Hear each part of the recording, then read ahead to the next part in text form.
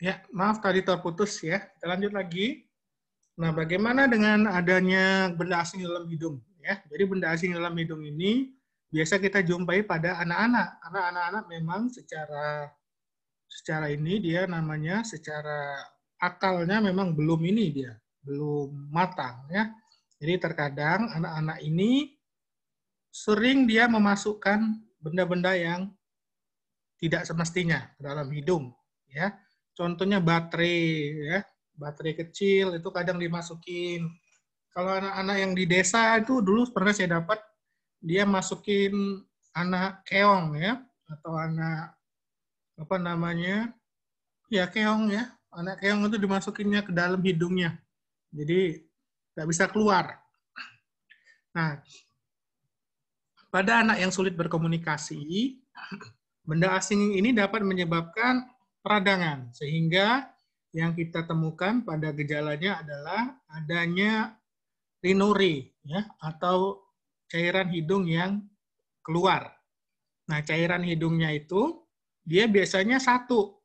Jadi dia nggak mungkin masukin kedua-duanya lubang hidungnya. Biasanya satu dimasukin anak-anak ini, ya.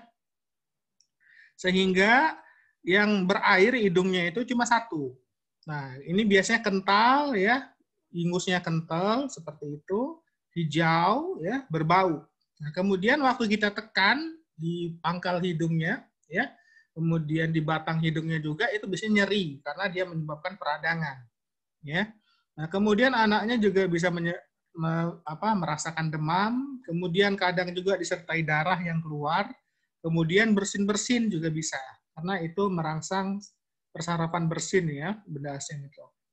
Nah, kemudian pemeriksaan, kita yang pertama kita lakukan anamnesis, jelas ya. Kita tanya anaknya apa yang dimasukkan ke dalam hidungnya. Nah, kemudian kita lakukan pemeriksaan fisik di hidung, kita temukan adanya edema mukosa hidung. Jadi kita periksa dengan menggunakan spekulum hidung, ya. Sudah pernah kan kita ajari spekulum hidung itu kalau memeriksa hidung sebelah kanan, ya, dengan tangan kanan megangnya. Kalau memeriksa hidung sebelah kiri, ya, lubang hidung sebelah kiri dengan tangan kiri megangnya, ya. Nah, kemudian kadang kita temukan adanya ulcerasi, ya. Kemudian adanya rinolit, ya, adanya benda padat di dalam hidung. Oke, selanjutnya.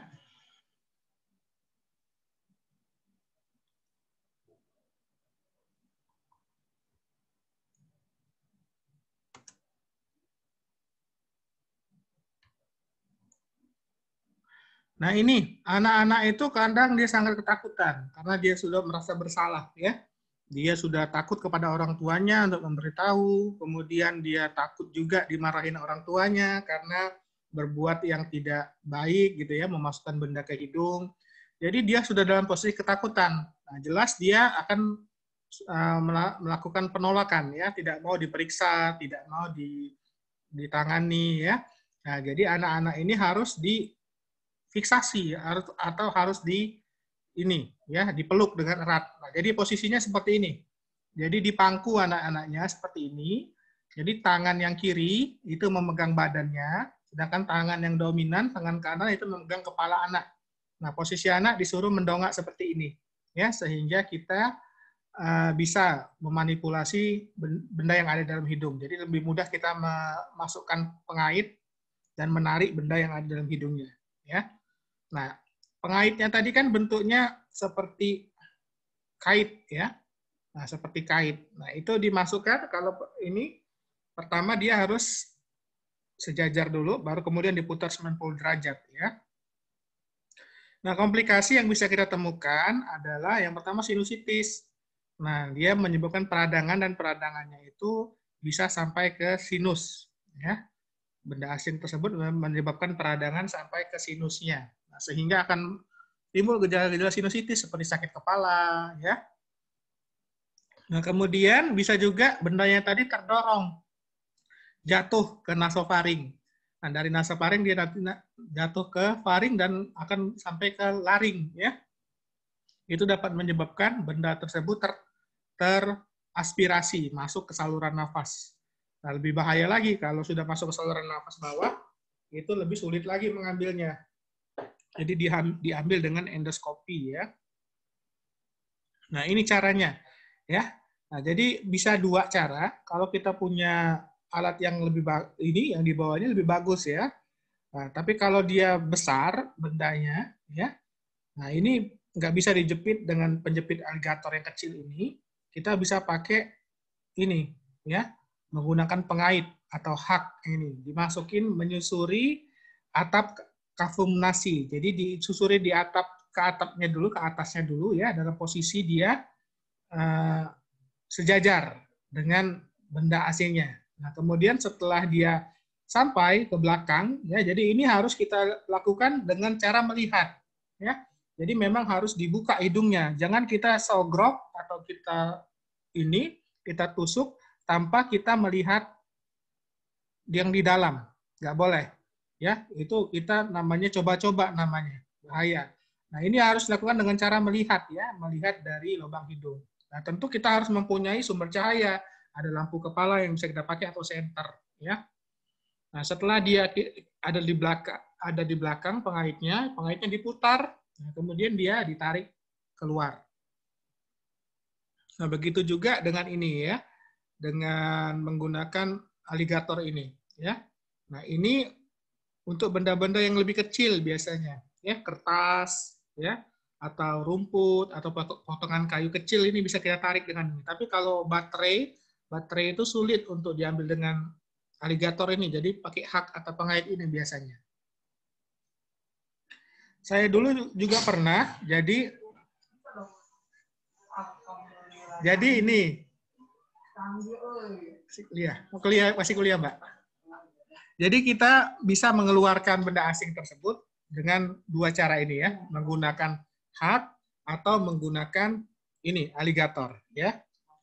Nah, prosedurnya bagaimana? Prosedurnya adalah yang pertama, kita lakukan inform consent dulu. Jadi kita informasikan kepada pasien dan keluarga pasien bahwa kita akan melakukan prosedur yang ada komplikasinya, kasih tahu ya, mungkin nanti juga bisa trauma atau apa gitu ya, harus diinformasikan. Dan kita minta kesediaan kepada keluarga pasien ya. Kalau pasiennya anak-anak ya jelas nggak mau, nggak bisa kita menuruti anak-anak itu ya. Jadi kita minta kesediaan dengan keluarga pasien. Nah, kalau keluarganya bersedia, kita lanjutkan. Tapi kalau keluarganya tidak bersedia, tidak usah kita lanjutkan, ya, karena nanti malah akan membahayakan kita. Kalau ada komplikasi, bisa jadi dia menuntut atau apa ya pasiennya. Jadi jelas harus punya ini persetujuan dari keluarga pasien. Yang kedua adalah kita persiapkan alat. Nah, kita persiapkan alat tadi berdasarkan benda asing apa yang ada di telinga atau yang dalam hidung itu, ya. Kalau benda asingnya kecil ukurannya, kemudian dia tidak agak solid sedikit ya, solid ya, kita bisa pakai tadi aligator tadi. Tapi kalau benda asingnya itu keras dan besar, kita pakai tadi ya, pakai hak atau pengait. Nah, kemudian posisikan pasien. Jadi pasien tadi diminta untuk dipegang kalau dia anak-anak ya. Nah, jadi dipegang di pangku. Satu tangan kiri memegang badannya, tangan kanan, tangan dominannya itu memegang kepalanya sehingga dia posisinya mendongak. Ya. Nah, kita kemudian harus mengidentifikasi secara pasti benda yang terdapat pada telinga atau hidung itu. Nggak boleh kita nebak-nebak, ini tanpa melihat kita langsung memasukkan pengait atau memasukkan forceps, itu nggak boleh. Jadi kita harus melihat dengan jelas apa yang kita identifikasi itu. Ya. Jangan salah, nanti kalian kira ini benda asing, tahu-tahunya malah membran timpani, malah robek. Ya. Nah, jadi itu harus diidentifikasi secara pasti bendanya apa. Kalau dia logam, mungkin berkilat, dia dilihat dari ini ya, dengan cahaya ya. Nah, jadi harus identifikasi secara pasti. Kalau nggak pasti ya mending nggak usah. Kemudian lakukan tindakan ekstraksi benda asing tersebut. Ya, nah ini kalian harus latihan. Kita di kampus ini ada manekin telinga ya, ada manekin hidung. Nah, itu bisa kalian lakukan latihan di situ. Ya. Yang pertama jelas kalian harus membina sambung rasa, senyum, salam, sapa, menunjukkan sikap mau membantu ya. Nah, kemudian kita melakukan pemeriksaan fisik. dengan melakukan inspeksi dan palpasi, ya. Jadi pada inspeksi tadi kita lihat mungkin ada edema, mungkin ada rhinore, mungkin ada otore, ya. Jadi keluar cairan dari hidung atau dari telinga. Kemudian kita pastikan benda asingnya itu terlihat, ya, terlihat atau tidak gitu. Kalau tidak terlihat, ya namanya coba-coba, nggak boleh seperti itu. Nah, setelah itu kita lakukan informed consent, ya, kita minta kesediaan kepada pasien untuk melakukan tindakan. Nah, selanjutnya kita persiapkan alatnya tadi, ya, alatnya harus lengkap. Kemudian cuci tangan dengan WHO. Kemudian untuk mengangkat corpus allelum dari telinga, jadi harus diposisikan dengan baik pasiennya, terutama anak-anak. Ya, tadi satu tangan memeluk kepala pasien, tangan lain memegang badan, ya, agar telinganya menghadap ke arah dokternya, ya. Nah, kemudian agar kita bisa ini memasukkan otoskop untuk melihat liang telinganya itu, kita tarik ke atas telinganya, ya, ke atas sebelah belakang, ke kraniokaudal, sehingga liang telinganya menjadi lurus. Kalau nggak ditarik, dia nggak lurus, liang telinga itu agak bengkok. Nah, jadi kita tarik dari daun telinga bagian atas ke kraniokaudal, ya, dari ke belakang agak ke atas. Nah, kemudian nanti akan lurus dia, liang telinganya, baru bisa dimasukkan otoskop. Kita lihat dulu, inspeksi dulu, lihat dulu, benar nggak ada benda asing di situ, ya. Nah, kita identifikasi benda asingnya ini apa baterai, apa kapas, apa-apa, ya. Nah, setelah kita identifikasi dengan jelas, baru kita lakukan ekstraksi dengan menggunakan alat yang sesuai, tadi ya, bisa dengan hak atau pengait, bisa pakai forceps alligator. Nah, kemudian sama untuk di hidung juga, ya. Jadi setelah itu sama prosedurnya, informed consent, kemudian pemeriksaan fisik dulu, ya. Nah, kemudian untuk anak, jadi di pangku orang tua di belakang, ya. Nah, memeluk anaknya dengan tangan kiri, kemudian tangan kanannya memegang di kepala. Usahakan anak agak mendongak, ya, sehingga dia akan memperlihatkan rongga hidungnya dengan jelas pada pemeriksa. Kalau dia mendongak. Kalau dia menunduk, nggak kelihatan, susah kita. Ya, jadi anaknya harus agak sedikit mendongak.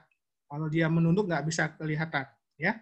Nah, kemudian gunakan spekulum hidung untuk melihat posisi bendanya itu di mana. Ya. Nah, kemudian lakukan ekstraksi atau penarikan, pengangkatan. Ya. Nah, kemudian ini harus dilakukan dengan percaya diri juga. Ya. Kemudian kita sampaikan informasi-informasi yang sesuai dan lakukan dengan kesalahan yang minimal.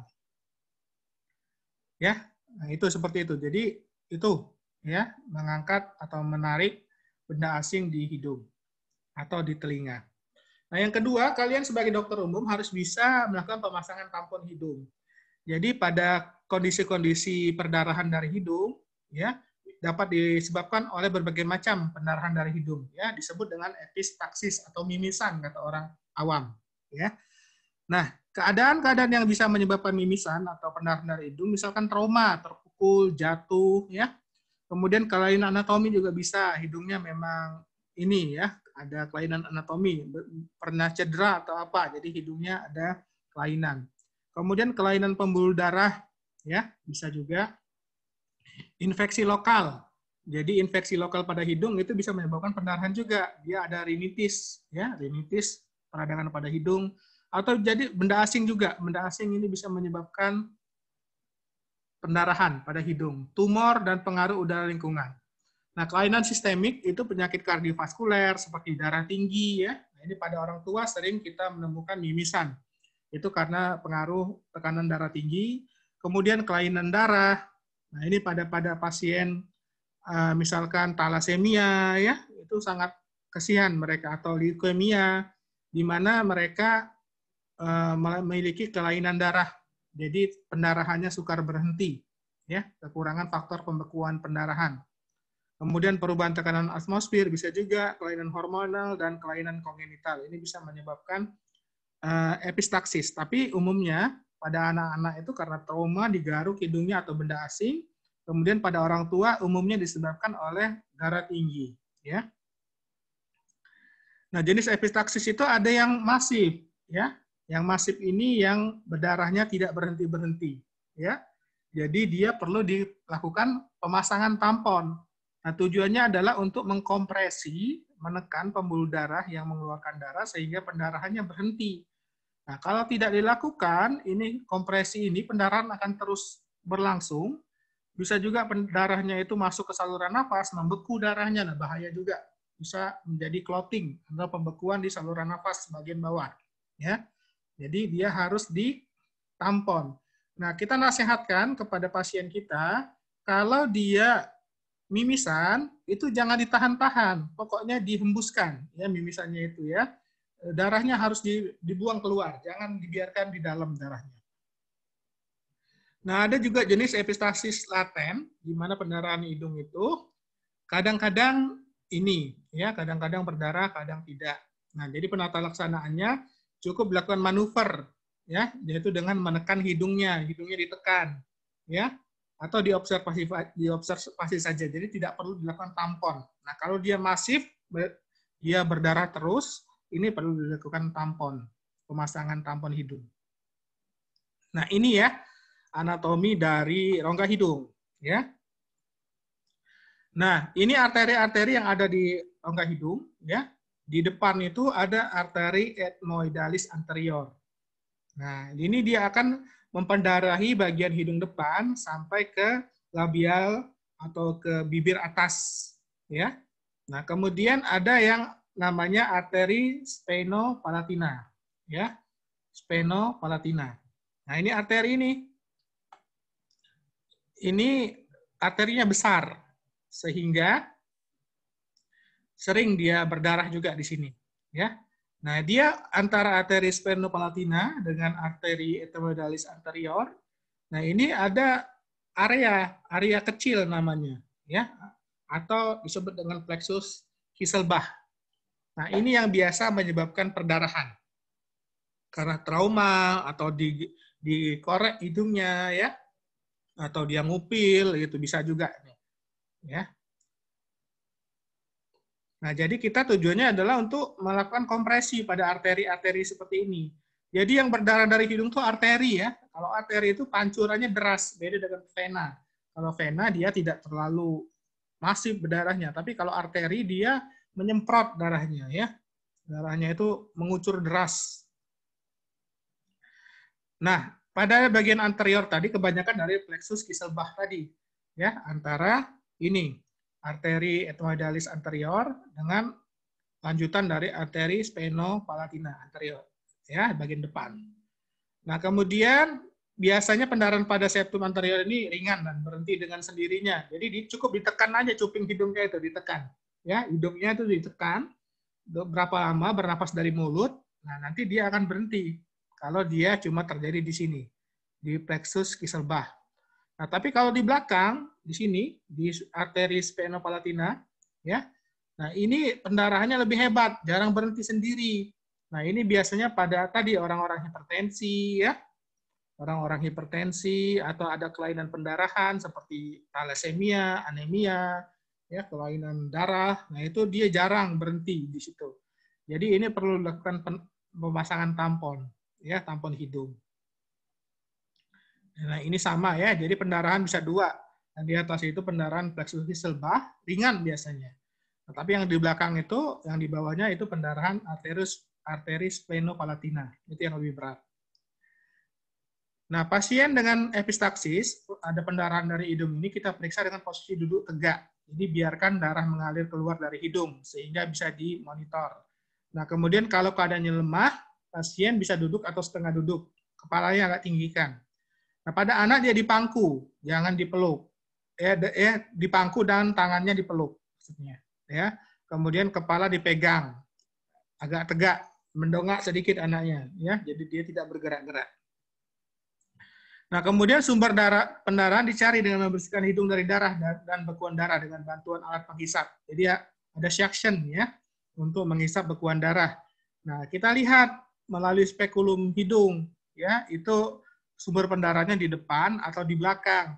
Kalau di depan, dia waktu meludah, dia nggak ada darah. Nah, tapi kalau di belakang, waktu dia meludah, dia banyak turun ke mulut kan, ininya. Nah, berarti dia waktu meludah, dia banyak darah juga, berarti di belakang. Ya, tapi kalau dia meludah tidak ada darah, itu berarti di depan pendarahannya. Nah, kemudian pasang tampon sementara. Nah, tampon ini berupa kapas yang dibasi dengan adrenalin, ya, jadi 1:5.000 sampai 1:10.000. Nah, ini tapi tidak boleh diberikan pada pasien hipertensi, ya.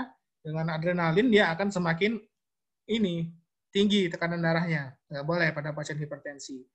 Nah, jadi kemudian dicampur dengan lidokain juga untuk anestesi lokalnya. Ya, jadi dicampur kapas, campur dibasi dengan adrenalin, dengan lidokain, nah, dimasukkan ke dalam rongga hidung. Ya, nanti kalian akan latihan, ya. Bagusnya kalian latihan, sempatkan latihan untuk melakukan pemasangan tampon hidung ini. Nah, tampon hidung itu ada yang anterior dari depan kita masangnya. Nah, kemudian ada yang posterior kalau pendarahannya dari belakang. Itu dengan tampon belok namanya, ya.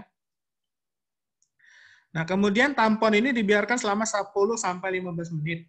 Nah, setelah terjadi vasokonstriksi, nah, dapat dilihat apakah pendarahan berasal dari bagian anterior atau posterior hidung, ya.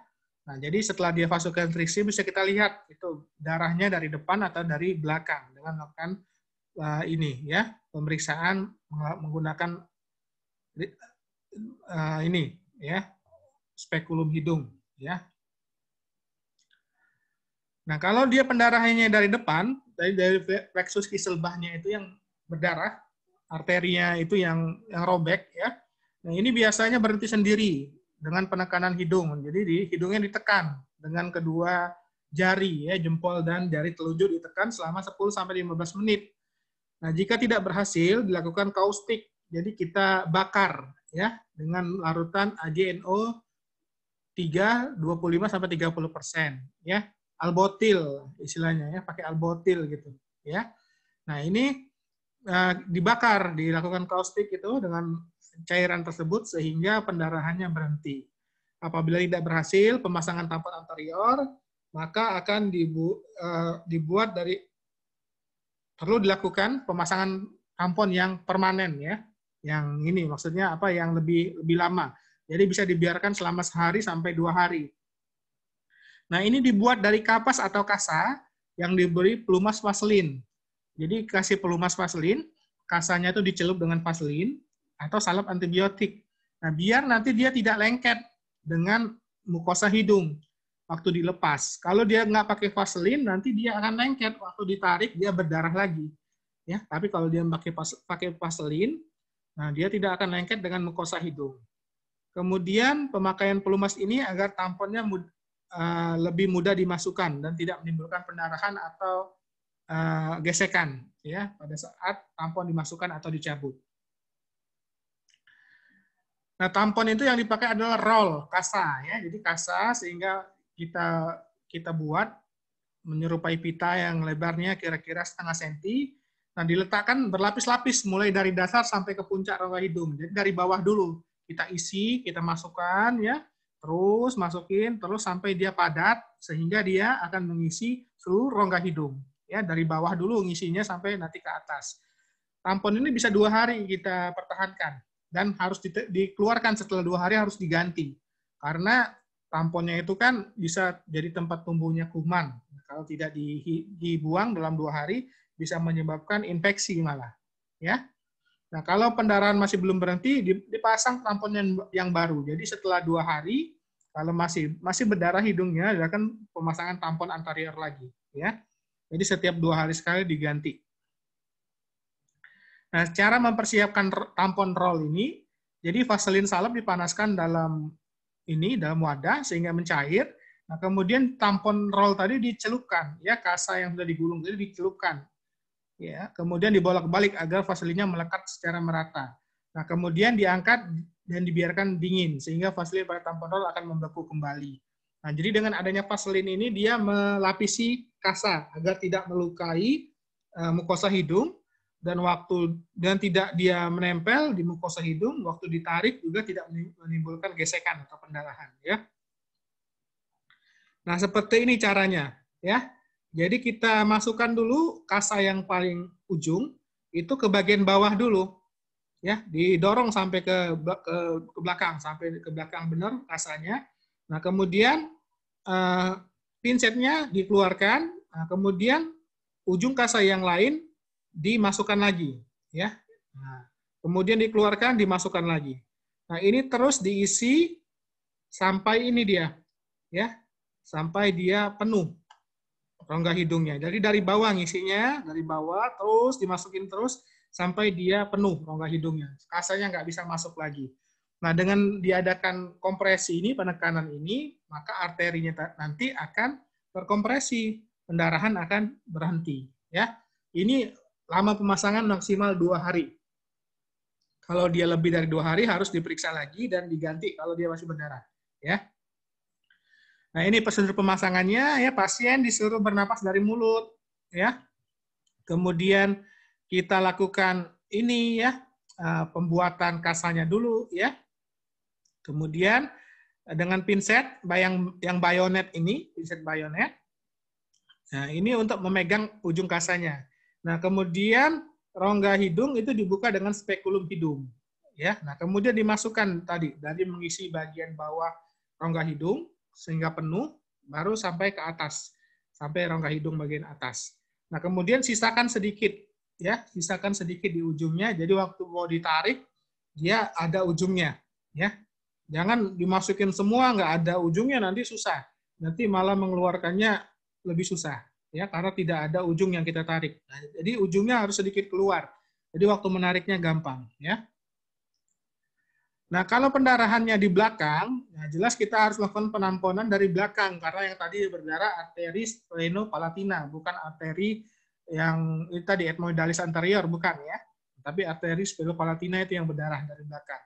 Nah, ini kita lakukan pemasangan tampon belok namanya. Jadi tampon ini dibuat dari kasa yang diisi dengan kapas, kemudian diikat seperti ini. Ya, dibuat ikatan, dibuat disimpul 4, ya.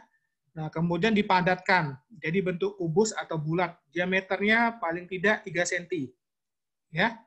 Nah, diikat dengan 2 benang. Ya, satu sisi dan sisi yang lain saling berlawanan. Ya, jadi 2 benang ini diikat.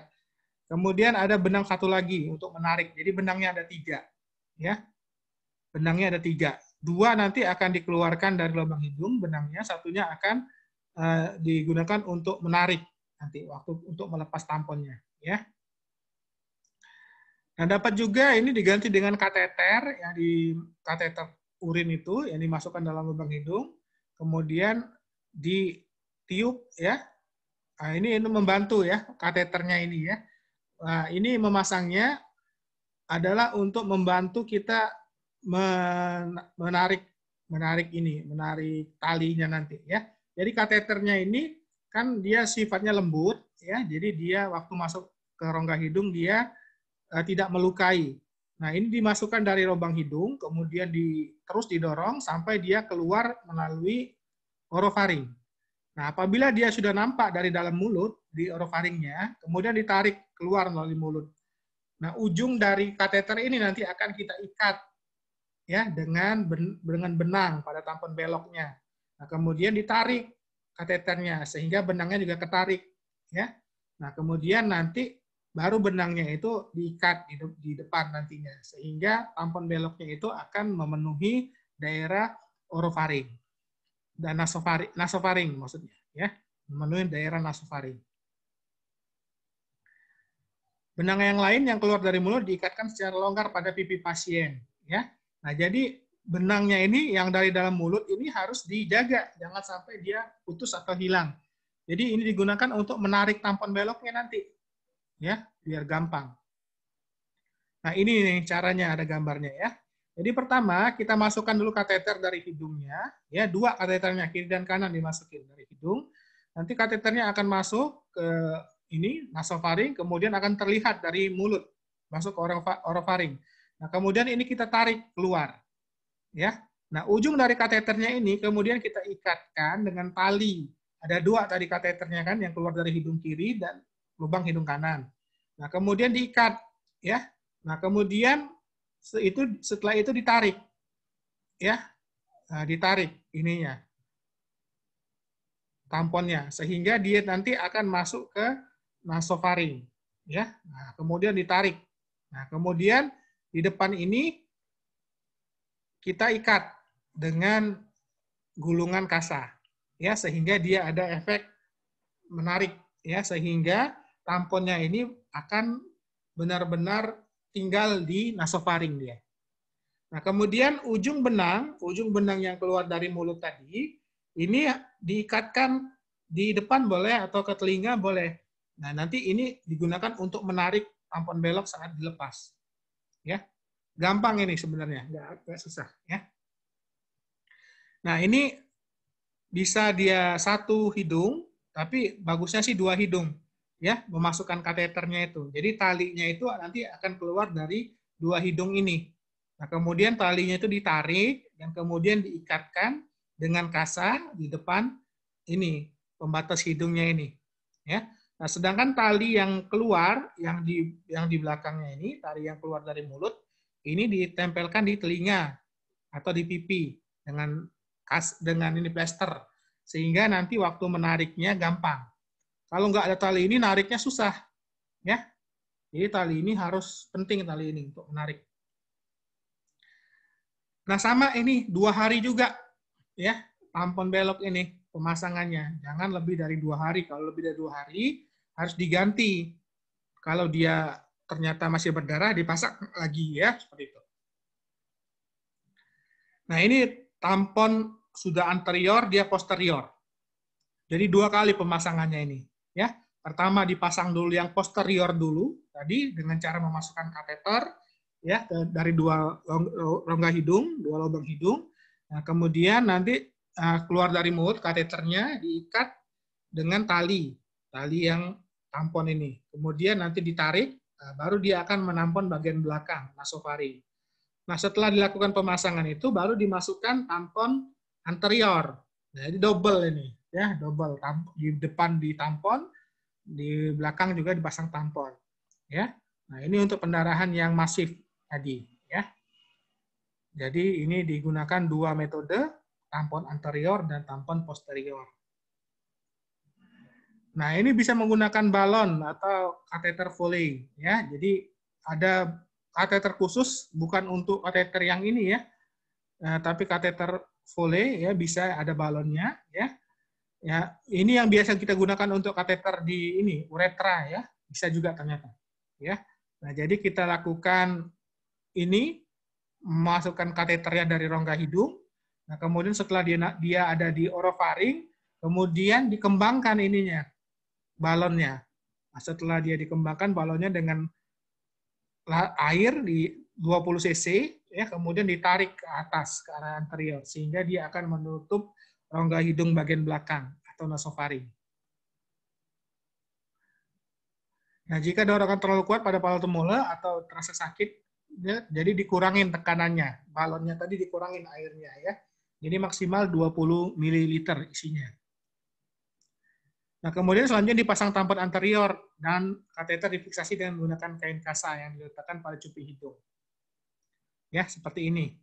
Nah, ini jadi dilakukan balloning namanya, ya. Balon, ya. Jadi dimasukkan kateter itu ke dalam ini hidung sampai dia menuju bagian belakang posterior, ya, ke nasofaring.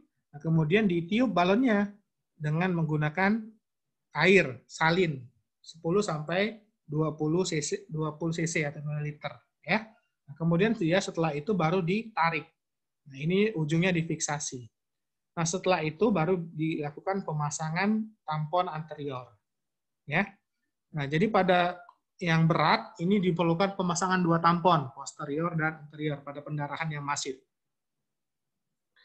Nah, komplikasi tampon anterior bisa menyebabkan sinusitis kalau dia terlalu ini, ya, terlalu lama nggak diganti-ganti, bisa menyebabkan septikemia karena itu merupakan tempat tumbuh kuman. Jadi sebaiknya 2 hari diganti langsung. Kemudian air mata yang berdarah. Kadang-kadang pembuluh darah di dekat ini, kelenjar air mata itu pecah juga sehingga menyebabkan waktu dia mengeluarkan air mata berdarah di matanya. Kemudian tampon posterior itu bisa menyebabkan otitis media karena dia dari situ bisa menyebabkan media tumbuhnya kuman, kumannya akan masuk ke tuba eustachius langsung ke telinga tengah, ya. Kemudian bisa menyebabkan laserasi palatum mole di sudut dan sudut bibir, ada laserasi atau luka robek. Kemudian hemotimpanum. Nah, ini adanya darah di telinga tengah yang disebut dengan hemotimpani. Ini checklist yang harus kalian kuasai. Pertama, senyum, salam sapa, kemudian inform consent, lakukan pemberian informasi, kemudian lakukan permintaan persetujuan, ya. Nah, kemudian baru kita atur posisi pasien. Dari posisi pasiennya bagaimana? Kalau dia bisa duduk, duduk. Tapi kalau tidak bisa berbaring, posisi kepalanya agak ditinggikan. Kemudian siapkan alat, ya. Nah, kita mau pasang apa ini? Anterior atau posterior atau dua-duanya, ya.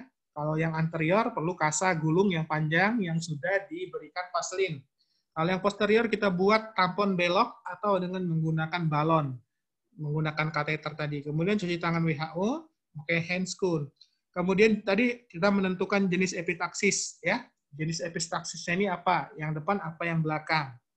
Ya, caranya tadi dengan melihat langsung, ya. Kita lakukan pemberian kapas yang dibaca dengan adrenalin, dilakukan selama 10 menit sampai 15 menit kapasnya tersebut. Nah, setelah terjadi vasokonstriksi kita lihat, ya, dengan spekulum hidung atau rhinoskop, ya, bisa juga kita lihat dia berdarahnya dari bagian anterior atau posterior. Kemudian pasien diminta untuk duduk tegak, memencet hidung. Ini sebelum dipasang tampon, kita lakukan usaha yang ini dulu, ya. Pemencetan hidung dulu. Kalau dengan pemencetan hidung ini berhenti darahnya, ya sudah, cukup. Tapi kalau dengan pemencetan hidung ini tidak berhenti, berarti harus dipasang tampon. Ya, baik yang anterior, kalau letaknya di anterior atau yang posterior. Kemudian pemasangan tampon anterior, ini membuka naras anterior menggunakan spekulum hidung. Kemudian tampon itu yang dalam bentuk roll, ya kita isi dulu bagian bawah rongga hidungnya, ya, dasarnya dulu. Kemudian masukkan, terus diisi sampai dia memenuhi rongga hidung bagian atas. Ya. Kemudian pemasangan tampon posterior, tadi pakai kateter. Dimasukkan dulu kateter dari lubang hidungnya, kemudian kita ambil kateter dari mulut. Nah, kemudian dari mulut kita ikat dengan tali yang ada di tampon, ya. Kemudian kedua talinya itu ditarik, kemudian diikatkan di ujung hidung dengan menggunakan kasa, ya. Nah, kemudian tali yang ketiga itu dibiarkan, kemudian difiksasi di pipi pasien. Itu digunakan untuk menarik apabila sudah 2 hari, ya.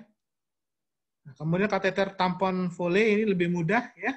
Nah, jadi tidak perlu ditarik dari mulut, ya. Dia tidak keluar, langsung aja dimasukin sampai nasofaring, kemudian diisi dengan air salin 10-20 ml.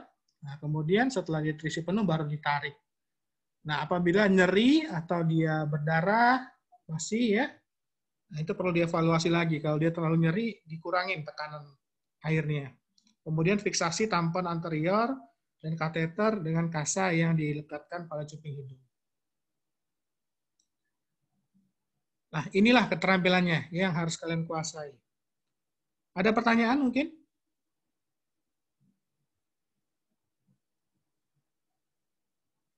Silakan yang mau bertanya.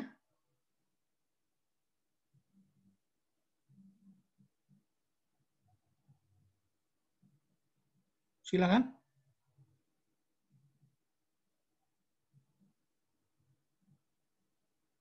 Anissa, Adenias, silakan kalau ada pertanyaan. Udah cukup jelas? Cukup jelas, Dok. Oke. Nah, ini harus dilatih, ya. Jadi harus dilatih di manekin. Nah, jadi nanti kalau kalian koas sudah bisa kalian, ya, latihan melakukan ekstraksi benda asing di hidung, di telinga, kemudian melakukan tampon hidung anterior dan tampon hidung posterior. Ya. Nanti di kampus latihan, ya, kalau sudah memungkinkan waktunya. Pinjam alatnya latihan. Baik, Dokter. Nggak ada pertanyaan? Sudah cukup semua? Kalau tidak ada, kita cukupkan sampai di sini, ya. Nah, seperti biasa pertemuan kedua kalian harus melakukan sendiri, ya. Nanti di videonya dibuat, ya. Baik, Dok. Oke, kita tutup sampai di sini. Subhanakallahumma wa bihamdika asyhadu an la ilaha illa anta astaghfiruka wa atubu ilaik. Wassalamualaikum warahmatullahi wabarakatuh.